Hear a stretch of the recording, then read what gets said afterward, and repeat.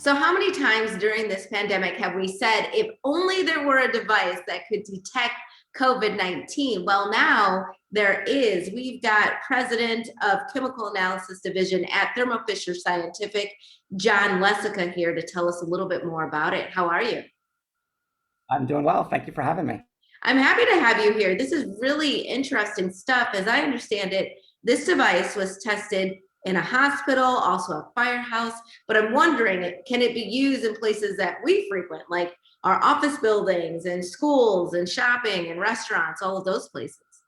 Absolutely. We've got many use cases from hospitals to schools to office environments to the factory floor. So, really, any indoor environment where you're going to have people that are going to congregate and come together.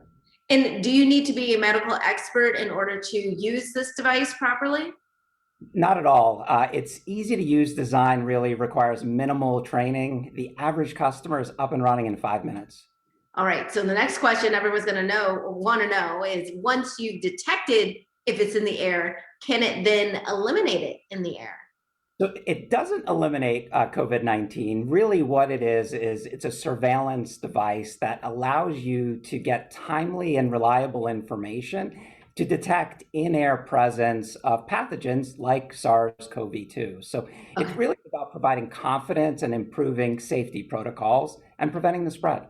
And that was my next question, is if it can also detect other viruses, because we keep talking about COVID 19 as if flu and everything else doesn't travel that way too. So, can it detect those viruses as well? Yeah, it's a common question that we're hearing. So today, the instrument is validated for the SARS-CoV-2 pathogen, but Okay. it's designed to really capture a wide variety numbers of viruses. So we're in the process of validating it for influenza, Okay. RSV, and TB as well. So it really is a tool to implement an infrastructure from a safety standpoint going forward. And how hard is it to actually set up the device?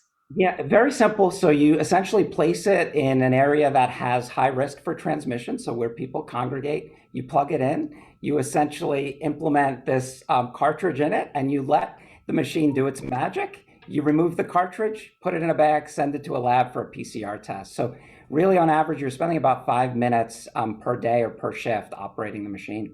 This is something that I'm sure many of our viewers want to get their hands on, especially if they're small business owners. How do they do that, and where should they go for more information? Yeah, the best place to learn more about this device is on our website, thermofisherscientific.com.